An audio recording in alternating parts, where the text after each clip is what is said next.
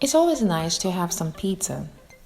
One thing sometimes prevents us from making pizza at home is the skill required for it. Today we're going to make a pizza which doesn't need hours of practice. Let's start it.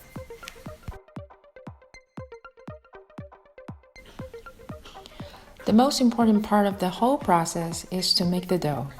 Here I use a bread flour which has 11.5% of a protein.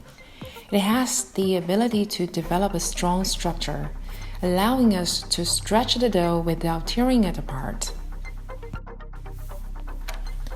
We add water into the flour and give it a couple of hours for Autolyse, at least 2 hours. This will give the dough good enough time to develop the strength. At this stage, all we need are just flour and water. If I'm not in a hurry, usually I give it 4 hours. We mix everything, cover it, and let it sit on the table. All we need to do is just wait.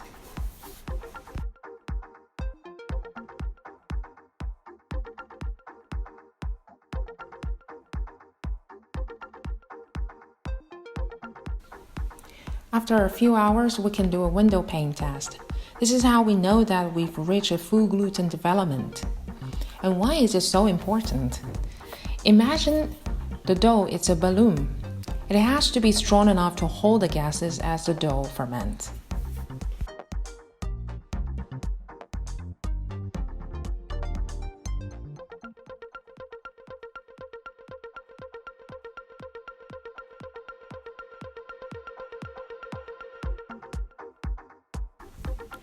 Remember, we still have a 10-gram water?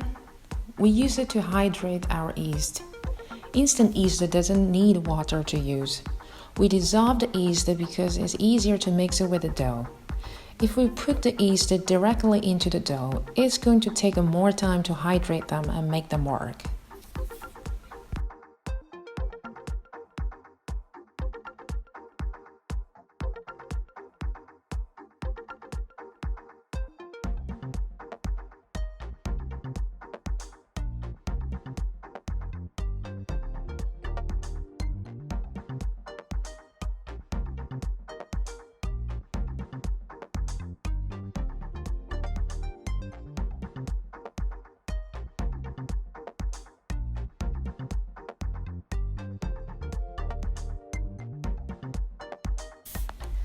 Now we have our yeast liquid, and we add it to the dough. Make several folds to evenly distribute the yeast until we have a smooth ball.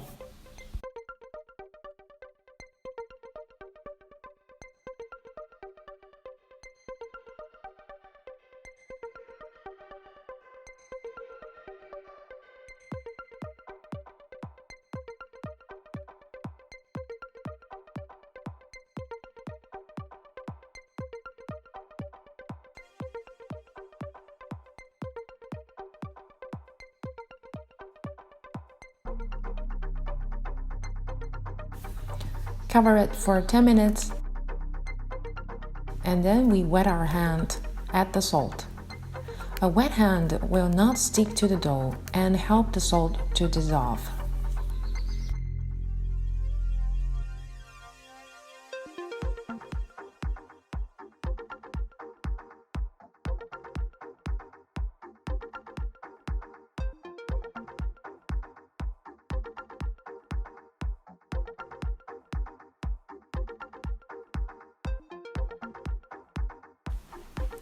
Now we have all the ingredients. The fermentation starts. My room temperature is at 25 degrees today. 25 to 26 degree yeast is very active. So we give it 30 minutes for fermentation and we will check how it goes. If your room temperature is lower, for example 22 degree, it will take longer.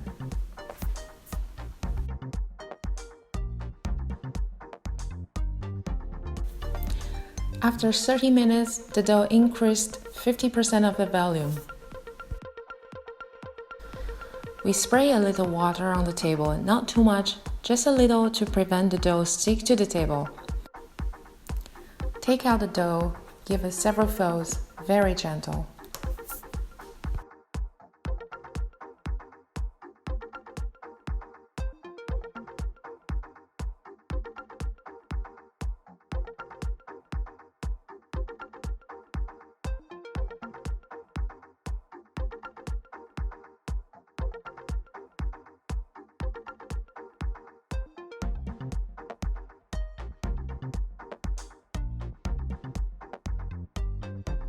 and we cut it into half, shape it into a bowl.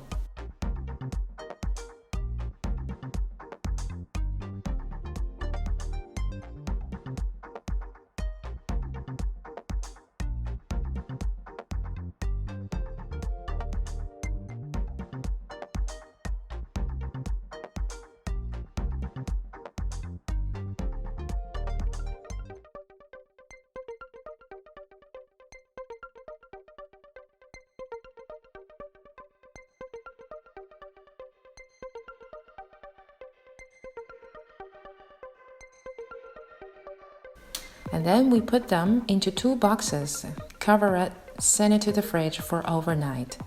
This will slow down the fermentation and give more time to develop a flavor to the dough. Now we're ready to make the pizza. First, we prepare a large bowl or box with the semolina for dusting. We can use flour, but I prefer semolina because it also makes the pizza more crunchy. We use a soft dough scraper or a spatula to take out the dough. Dust it both sides generously.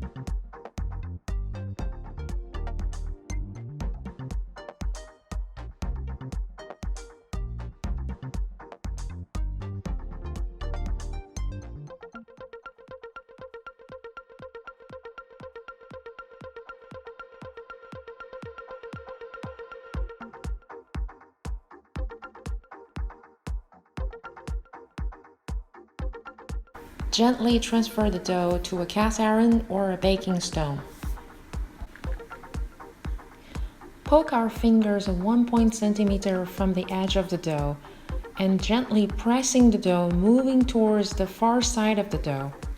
This is pushing the air to the edge of the dough and creating the rim around the edge. Turn the pan 30 degrees and repeat it.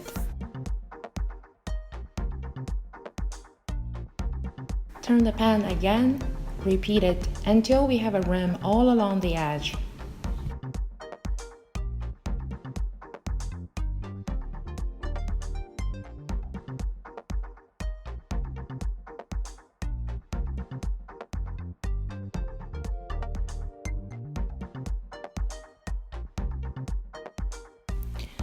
Now we stretch the dough. One hand try to hold one side of the dough, but not touching the rim. The other hand gently stretch the opposite side without touching the rim. And slightly turn the pan. Repeat the stretching until we have a 10-inch, 30-centimeter size dough with an even thickness across the middle and the rim about 1.5 centimeter thick.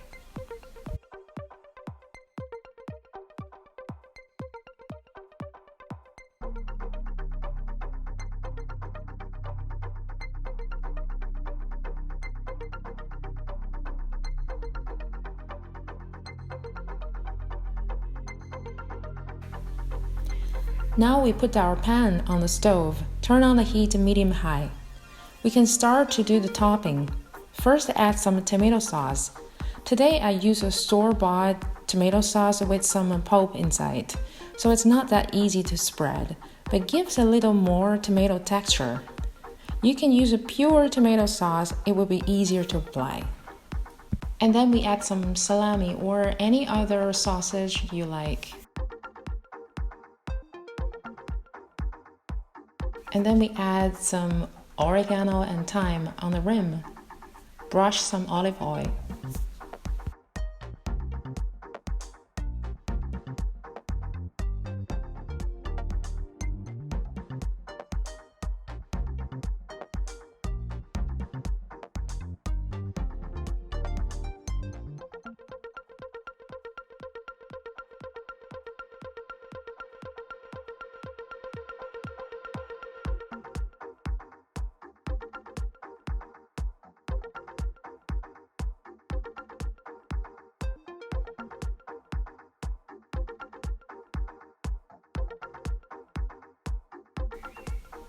And then we add some cheese.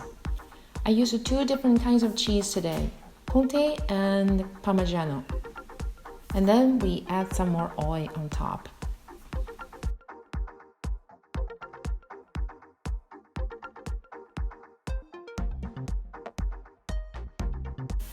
Now the bottom of the pizza is forming a layer of crust, and the rim is getting bigger. We can use a table knife to lift the pizza and check the bottom. When the bottom crust is formed, but not yet turning brown, we send it to the oven for 5 minutes.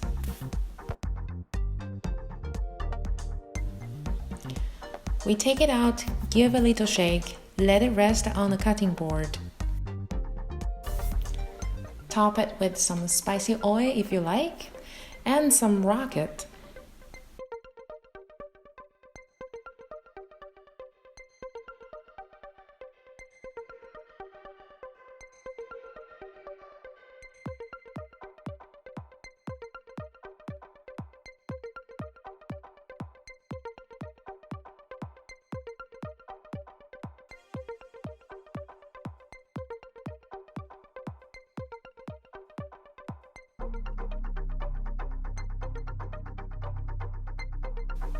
Now we can enjoy the pizza.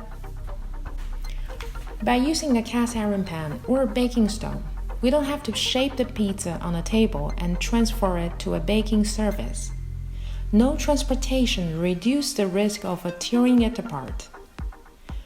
We stretch it directly on the pan, and that allows us to turn the pan instead of turning the pizza itself, which takes some time to practice.